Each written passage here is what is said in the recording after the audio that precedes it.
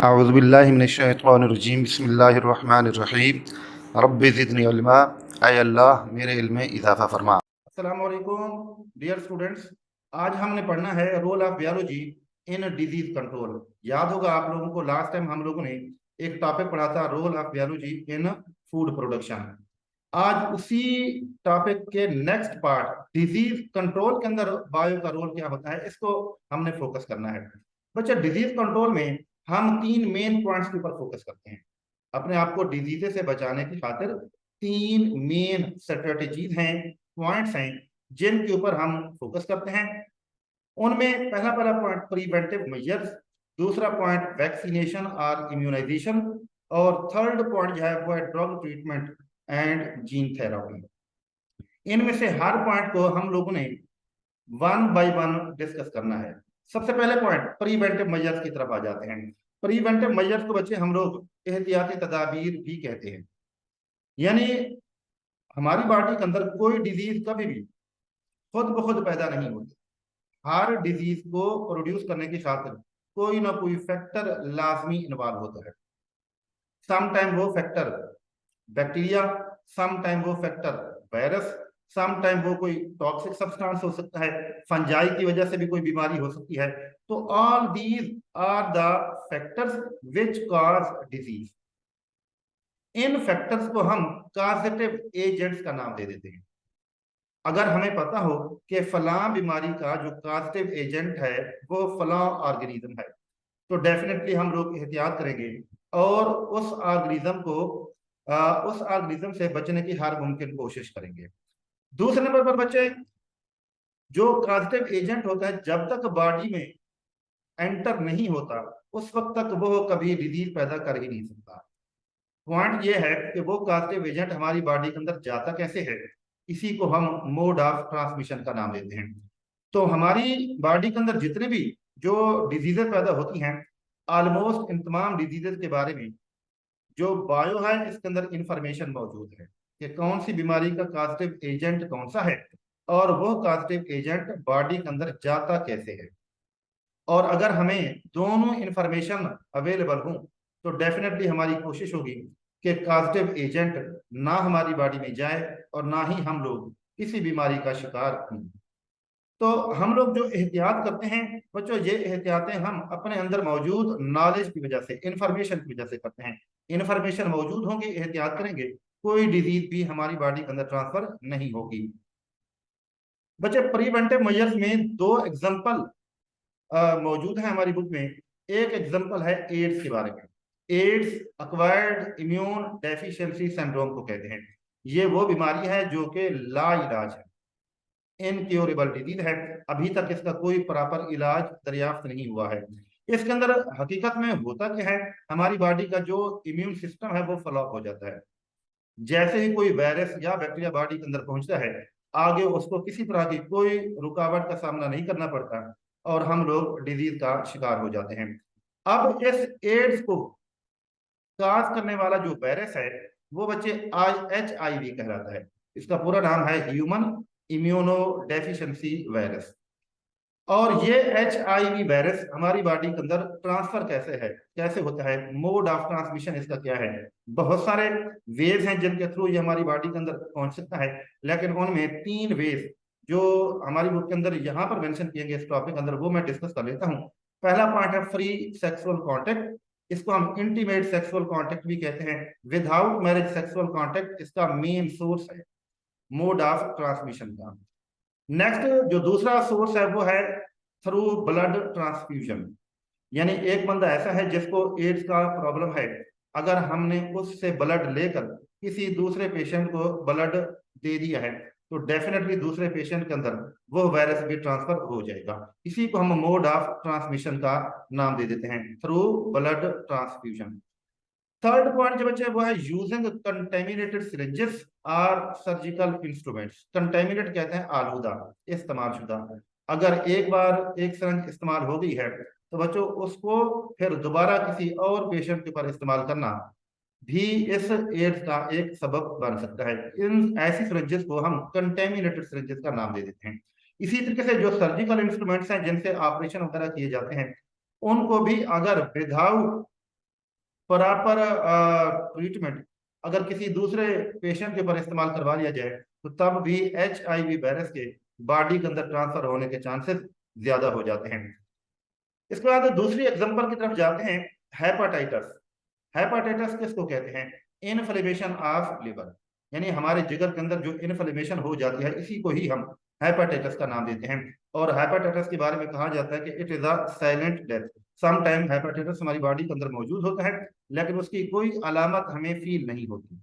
तो आहिस्ता आहिस्ता आहिस्ता आहिस्ता उसकी जो इंटेंसिटी है वो इंक्रीज होती है और एट वन टाइम ये अचानक हेपाटाइटिस की बीमारी जो ना सामने आती है और इंसान की डेथ हो जाती है। हेपाटाइटिस का जो कास्टिव एजेंट है बच्चे वो भी एक वायरस है, उसको हम एच वायरस का नाम देते हैं। अब हेपाटाइटिस की है डिफरेंट टाइप्स। मसलन एक टाइप को हम कहते हैं हेपाटाइटिस ए। तो हेपाटाइटिस ए का जो कास्टिव एजेंट होगा उसको हम कहेंगे HAV, यानी हेपाटाइटिस ए वायरस। इसी तरीके से हेपाटाइटिस बी है, उसका जो कास्टिव एजेंट है उसका हम HBV से शो करते हैं, यानी हेपाटाइटिस बी वायरस। तो same HCV hepatitis C virus कहलाता है, HDV हेपाटाइटिस डी वायरस कहलाता है। तो हर हेपाटाइटिस की टाइप के लिए अलग अलग वायरस इन्वॉल्व होते हैं। बायो के अंदर हमें इंफॉर्मेशन मिलती है कि किस हेपाटाइटिस के लिए कौन सा वायरस अपना रोल प्ले करता है और साथ साथ उस वायरस का मोड ऑफ ट्रांसमिशन क्या है, इस तरह की इंफॉर्मेशन भी हमें बायो के अंदर अवेलेबल होती है। अगर बच्चे हम इसके मोड ऑफ ट्रांसमिशन को देखें तो ऑलमोस्ट ये भी वही ही है जो अभी मैंने आप लोगों को HIV वायरस के बताए हैं। फ्री सेक्सुअल कांटेक्ट, नंबर 2 है थ्रू ब्लड ट्रांसफ्यूजन, नंबर 3 है यूजिंग कंटेमिनेटेड सिरिंजेस और सर्जिकल इंस्ट्रूमेंट्स। अगर किसी बंदे को ये तमाम इंफॉर्मेशन अवेलेबल हो, जानता हो, तो डेफिनेटली वो बंदा एहतियात करेगा, एहतियाती तदाबीर इख्तियार करेगा और उस एहतियाती तदाबीर के नतीजे में वो डिजीज से बच जाएगा। अब हम नेक्स्ट एक दूसरे पॉइंट की तरफ आ जाते हैं जिसको हम वैक्सीनेशन एंड इम्यूनाइजेशन कह देते हैं। वैक्सीनेशन बेसिकली बच्चों एक प्रोसीजर का नाम होता है जिसमें वैक्सीन बॉडी के अंदर एंटर की जाती है और वैक्सीन का बॉडी के अंदर दाखिल हो जाना या दाखिल किया जाना वैक्सीनेशन कहलाता है। और वैक्सीनेशन के बाद हमारी बॉडी के अंदर इम्यूनिटी डेवलप हो जाती है और इम्यूनिटी का डेवलप हो जाना इम्यूनाइजेशन कहलाता है। तो सबसे पहले बच्चे हम ये देखेंगे कि ये जो वैक्सीन है ये बेसिकली है क्या।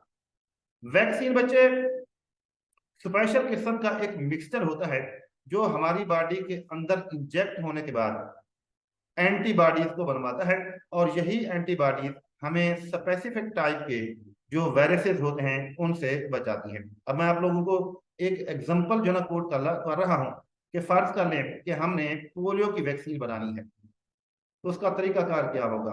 पोलियो वायरस को लेंगे और उन वायरसेस को एक स्पेशल प्रोसेस से गुजारेंगे, यानी उनको हम लोग हीट प्रोवाइड करेंगे स्पेसिफिक ड्यूरेशन के लिए स्पेसिफिक टेम्परेचर पर। और उसका नतीजा क्या निकलेगा कि जो पोलियो वायरस होंगे या तो वो वीकेंड हो जाएंगे, कमजोर हो जाएंगे, या फिर उनकी डेथ हो जाएगी। अब इन कमजोर या डेड वायरस का ये जो मिक्सचर हमने लिया है, हमें मिला है, इसी को ही हम वैक्सीन का नाम देते हैं। अब अच्छा इसी वैक्सीन को बॉडी के अंदर इंजेक्ट किया जाता है। अब बॉडी के अंदर वैक्सीन को इंजेक्ट करने के कई तरीके होते हैं। सम टाइम वैक्सीन ओरल दी जाती है, यानी कि माउथ के जरिए ड्रॉप्स की फॉर्म के अंदर दी जाती है, जैसे पोलियो के ड्रॉप्स पिलाए जाते हैं। सम टाइम ये वैक्सीन नोज के थ्रू स्प्रे की फॉर्म के अंदर बॉडी को सप्लाई की जाती है। सम टाइम इंजेक्शन की शक्ल में वैक्सीन बॉडी को लगा दी जाती है। तो बच्चों जैसे ही उन वैक्सीन को बॉडी के अंदर हम लोग इंजेक्ट करते हैं, जैसे अभी हम लोग मिसाल डिस्कस कर रहे हैं पोलियो वायरस की, तो जैसे बच्चों ये पोलियो वायरस की वैक्सीन बॉडी में पहुंचेगी तो इस वैक्सीन के अंदर मौजूद ये जो जर्म्स हैं, पोलियो के वायरस हैं, दीज आर बेसिकली एंटीजन। ये एंटीजन है, ये हमारी बॉडी का हिस्सा नहीं है, बॉडी के बाहर से बॉडी के अंदर गए हुए होते हैं। और ऐसे एंटीजन को पहचानना और उनका खात्मा करना हमारी बॉडी के अंदर इम्यून सिस्टम का काम होता है। और हमारी बॉडी में इम्यून सिस्टम के अंदर जो मेजर कंट्रीब्यूशन होती है वो व्हाइट ब्लड सेल्स की होती है। इन व्हाइट ब्लड सेल्स में कुछ सेल्स ऐसे होते हैं जिनको हम टी लिम्फोसाइट्स और कुछ सेल्स को हम बी लिम्फोसाइट सेल्स का नाम देते हैं। बच्चे ये सेल्स इस इंजेक्टेड वैक्सीन के अंदर मौजूद जो किल्ड या वीकेंड पोलियो वायरसेस होते हैं उनको ये आइडेंटिफाई करते हैं। आइडेंटिफाई करने के बाद फिर नेक्स्ट एंटीबॉडीज को बनाते हैं। These antibodies are special type of proteins, और ये वो प्रोटीन्स होते हैं जो स्पेसिफिक होते हैं। जो वायरस किसी एंटीबॉडी को प्रोड्यूस करने का सबब बनता है, ये एंटीबॉडी उसी वायरस को ही किल करने में इन्वॉल्व होती हैं। जैसे अभी आप लोगों के सामने पोलियो वायरस की एग्जांपल मैंने दी है कि पोलियो वायरस की जब वैक्सीन तैयार करके बॉडी में इंजेक्ट की जाती है, तो इस वैक्सीन के अंदर दाखिल होने के बाद जो एंटीबॉडीज बनेगी बच्चों, वो सिर्फ और सिर्फ इन्हीं पोलियो वायरसेस को ही डिस्ट्रॉय करेगी। अगरचे ये वीक होते हैं, किल्ड होते हैं, इनको डिस्ट्रॉय करती हैं ये एंटीबॉडीज, और फिर डिस्ट्रॉय करने के बाद ये बॉडी के अंदर रह जाती है थ्रू आउट द लाइफ। और अगर जिंदगी की किसी स्टेज के अंदर कोई पोलियो वायरस हमारी बॉडी के अंदर पहुंच जाए किसी भी तरीके से, हम लोग अब पहली बार तो दायरे वैक्सीन लगाने के लिए हम खुद इंजेक्ट करते हैं, तो ये तो वायरस होते हैं कमजोर, बीमारी पैदा करने की अहलियत नहीं रखते। लेकिन बाद बात लाइफ में किसी भी वजह से अगर ये पोलियो वायरस बॉडी में पहुंचेंगे, तो आगे एंटीबॉडीज इनको पहले से मिलेंगी। ये एंटीबॉडीज पोलियो वायरस को पोलियो पैदा नहीं करने देगी और उनको किल कर देंगी। तो बच्चों, ये एक ओवरऑल प्रोसीजर है वैक्सीन का, जो बनाने वाला प्रोसीजर है और उसको इंजेक्ट करने वाला प्रोसीजर है। अब कुछ डेफिनेशन है, पहले उनको देख लेते हैं। सबसे पहले डेफिनेशन हम वैक्सीन की ही डिस्कस कर लेते हैं कि vaccine is a mixture of weekend और किल्ड स्पेसिफिक जर्म। मखसूस किस्म के जरासीम होते हैं, जर्म होते हैं जो वीक या फिर किल्ड होते हैं, इन्हीं का मिक्सचर ही वैक्सीन कहलाता है।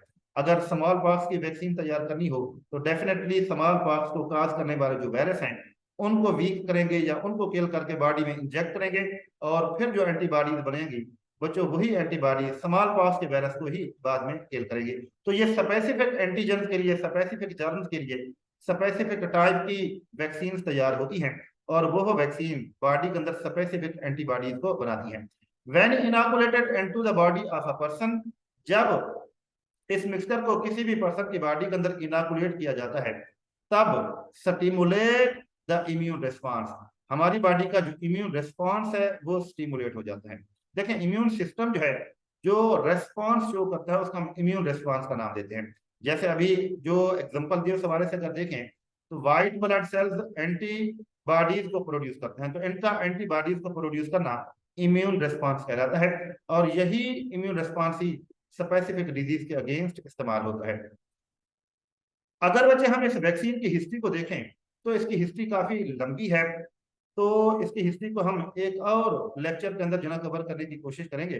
फिलहाल आप लोग जो यहाँ पर समझें वो ये है कि वैक्सीन का लफ्ज एक और वर्ड, लातीनी वर्ड वैका से निकला है, और वैका से मुराद है काऊ, क्योंकि जो पहली वैक्सीन तैयार की गई थी वो काऊ से ही तैयार की गई थी। यानी काऊ के ऊपर एक बीमारी लगती है, उसको हम काऊ पास कहते हैं, जिसमें काऊ के जो अड्डर होते हैं उनके ऊपर छोटे छोटे दाने निकलते हैं, और उन्हीं दानों के अंदर पस होती है, और उसके अंदर काऊ पास को काज करने वाले वायरस मौजूद होते हैं। तो बच्चों, काऊ पास की पस से फर्स्ट वैक्सीन तैयार की गई थी। इसी वजह से काऊ के नाम की मुनासबत से, क्योंकि वैका कहा जाता है लातीनी जुबान में काऊ को, उसी के नाम की मुनासबत से इस मिक्सचर को हम वैक्सीन का नाम दे देते हैं।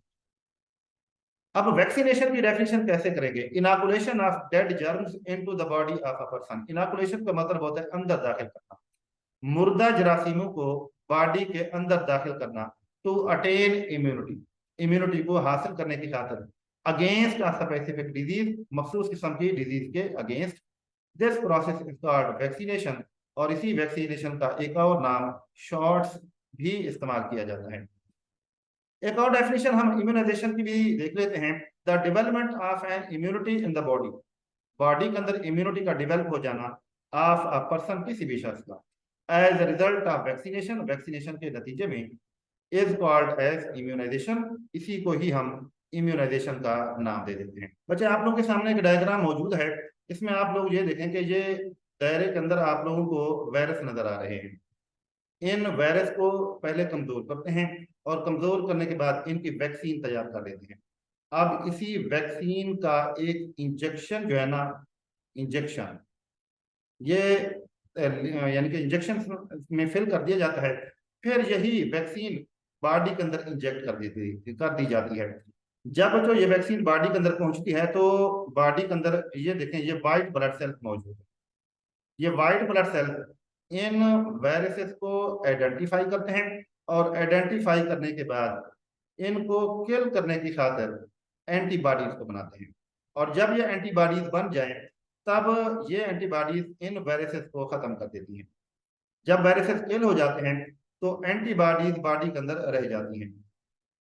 लाइफ के अंदर बाद में कभी भी अगर कोई इसी टाइप का वायरस फिर बॉडी में पहुंचता है, तो फिर इस वायरस को बॉडी के अंदर डिजीज पैदा करने का मौका बिल्कुल नहीं मिलता, क्योंकि बॉडी के अंदर ऑलरेडी ये एंटीबॉडीज मौजूद होती हैं। ये इसी वायरस को उसी टाइम बीमारी पैदा करने से पहले ही खत्म कर देता है। और इस तरह से एंटीबॉडीज की वजह से इंसान लाइफ में ऐसी डिजीज से सेव हो जाता है। नेक्स्ट बच्चों, हम इम्यूनाइजेशन और वैक्सीनेशन के हवाले से कुछ पॉइंट्स और हैं, उनको डिस्कस करते हैं। कि एडवर्ड जेनर पहला फिजिशियन था जिसने वैक्सीनेशन की टेक्निक्स डेवलप की थी। कब बोला? 19 बल्कि 1796 के अंदर। और इसने एक्सपेरिमेंट का आगाज किया था काउपॉक्स से। और आज अगर हम देखें तो बहुत सारी डिजीज ऐसी हैं जिनकी वैक्सीन हमें अवेलेबल है, जैसे पोलियो है, whooping कफ जिसको काली खांसी कहते हैं, मीजल्स खसरे को कहते हैं, मम्प्स कानपीड़े को कहते हैं। और जो साइंटिस्ट हैं वो इस बात का भी क्लेम करते हैं कि स्मॉल पॉक्स जो है ना इस वक्त दुनिया से मुकम्मल तौर पर खत्म हो चुकी है। लेकिन हकीकत अगर देखें तो बहुत सारे थर्ड वर्ल्ड कंट्रीज ऐसे भी मौजूद हैं कि जहां पर स्मॉल पॉक्स अब भी पाई जाती है। नेक्स्ट पॉइंट की तरफ बढ़ते जाते हैं, वो है ड्रग ट्रीटमेंट।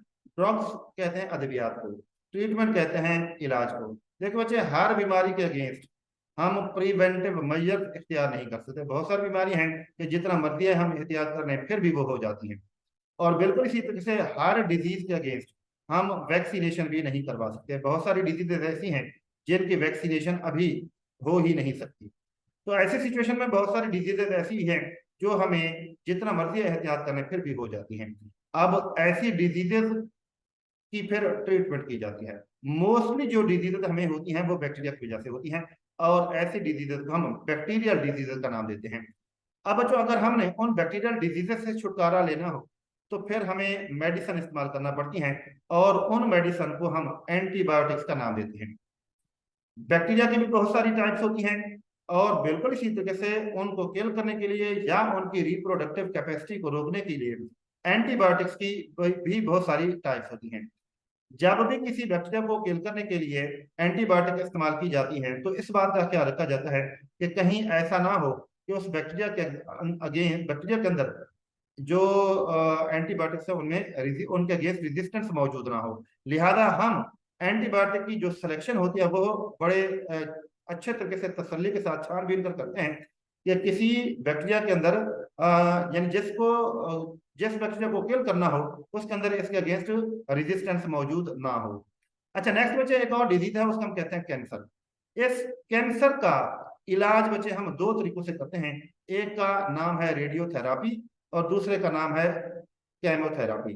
रेडियोथेरापी का मतलब क्या है? Radio mean radiation, therapy mean treatment. यानी जब किसी बंदे को कैंसर हो जाए तो उसका जो एक इलाज है उसका हम रेडियोथेरापी का नाम देते हैं, जिसमें रेडिएशन इस्तेमाल की जाती हैं। तो कौन सी रेडिएशन होती हैं? These are short wave radiation. और ये शॉर्ट वेव रेडिएशन अप्लाई होती हैं इंसान की बॉडी के उस पार्ट पर जहां कैंसर मौजूद होता है। फ्रॉम रेडियो एक्टिव मटेरियल, यह रेडिएशन रेडियो एक्टिव मटेरियल से निकलती हैं रिपीटेडली एट रेगुलर इंटरवल। फिर इन रेडिएशन को बार बार एक खास गैप के बाद इस्तेमाल करवाया जाता है। आप लोग बच्चे इस डायग्राम को देखेगा, इसमें आप लोगों को एक मशीन सी नजर आएगी, उसके बिल्कुल नीचे स्ट्रेचर के ऊपर एक इंसान लेटा हुआ है जो कैंसर का पेशेंट है। अब इसके बिल्कुल ऊपर जो आप लोगों को जगह नजर आ रही है, यहाँ पर रेडियो एक्टिव मटेरियल मौजूद होता है जहां से रेडिएशन निकलती हैं।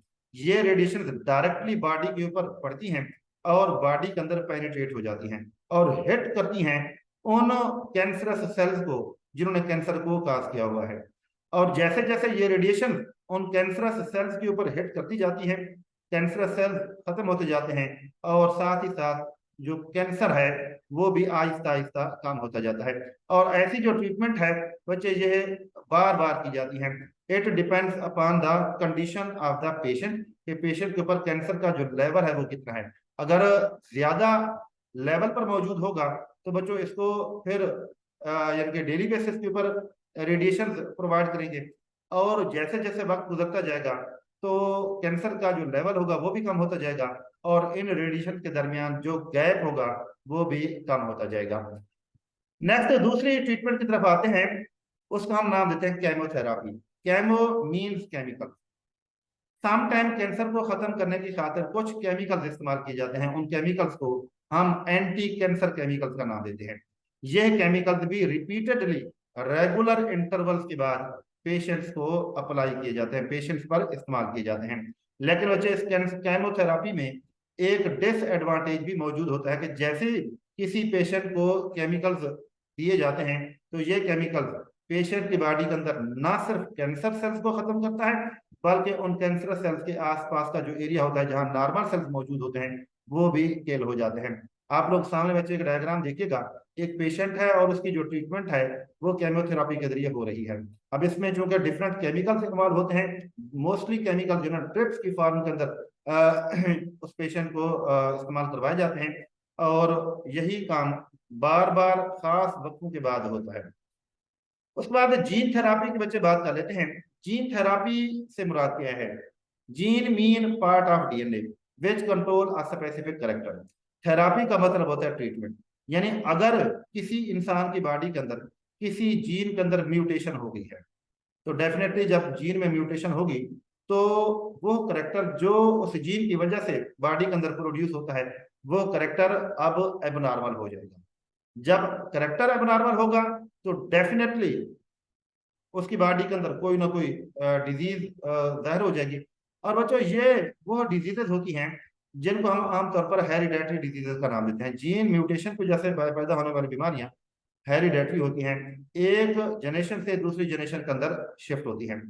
अगर हम ऐसी बीमारियों का इलाज करना चाहें तो सिर्फ और सिर्फ जीन थेरापी की मदद से कर सकते हैं, जिनमें जो डिफेक्टिव जीन होता है उसको रिपेयर किया जाता है। अब इसका तरीकाकार बच्चे इस तरह होता है कि हम एक ऐसा इंसान सेलेक्ट करते हैं जिसके अंदर वो जीन बिल्कुल नॉर्मल होता है। हम उस नॉर्मल जीन को उस नॉर्मल इंसान की बॉडी से बाहर निकालते हैं, और बाहर निकालने के बाद उस जीन को किसी वेक्टर के अंदर शामिल कर देते हैं। और आमतौर पर आप लोगों को पता है कि प्लाज्मिड को या फिर किसी बैक्टीरियोफेज को एज ए वेक्टर यूज किया जाता है। फिर उस वेक्टर को जिसने उस नॉर्मल जीन को कैरी किया हुआ होता है वो उसकी बॉडी के अंदर पहुंचा दिया जाता है दो तरीकों से, थ्रू बोन मैरो। यानी कि बोन मैरो को निकाला जाता है, बोन मैरो के अंदर जो वेक्टर्स हैं वो सेल्स के अंदर डाल दिए जाते हैं, और फिर बोन मैरो को दोबारा बॉडी के अंदर पहुंचा दिया जाता है। सम टाइम लिवर का कोई छोटा सा पीस निकाला जाता है, उस लिवर के छोटे से पीस के अंदर उन वेक्टर को जिन्होंने नॉर्मल जीन दिया हुआ होता है एंटर कर दिया जाता है, और फिर उसी लिवर के पीस को दोबारा बॉडी के अंदर ग्राफ्ट कर दिया जाता है। तो बच्चों इस तरीके से जीन थेरापी की मदद से भी बहुत सारी हेरिडेटरी डिजीज को कंट्रोल किया जा सकता है। This is a latest and recent technique. आखिर में जो हमने चीज पढ़नी है वो है इंटीग्रेटेड डिजीज मैनेजमेंट, जिसका मुख्तसर तौर पर IDMD कहते हैं। समटाइम ऐसा होता है कि कुछ बीमारियां वबा की शक्ल में किसी एरिया के अंदर फैल जाती हैं, तो ऐसी डिजीजेस को खत्म करने की खातिर जो कंबाइन एफर्ट्स की जाती हैं, जिसमें एक इंसान का अपना जाती रोल भी होता है, कम्युनिटी का पूरे एक मुआशरे का रोल भी होता है, उसके अंदर गवर्नमेंट भी अपने लेवल पर जो अपना रोल प्ले कर रही होती है। तो इस तरह की टोटल जो स्ट्रेटेजीज होती हैं किसी भी बीमारी को कंट्रोल करने के लिए, उनको हम मजमूई तौर पर इंटीग्रेटेड डिजीज मैनेजमेंट का नाम देते हैं। डेफिनेशन देखते हैं, कन्वर्टिंग डिजीजेस यानी बीमारियों के अगेंस्ट लड़ना, यूटिलाइजिंग ऑल मेथड तमाम मेथड्स को इस्तेमाल करते हुए, एज एंड व्हेन रिक्वायर्ड जब भी इन मेथड्स के इस्तेमाल करने की जरूरत होती है, and insuring participation of community in this programme. और इस बात को भी यकीनी बना लिया जाता है कि इस प्रोग्राम के अंदर कम्युनिटी को भी शामिल किया जाता है। ऐसी स्ट्रेटेजी को बच्चे हम इंटीग्रेटेड डिजीज मैनेजमेंट का नाम दे देते हैं। This requires awareness of community about the severity of the problem.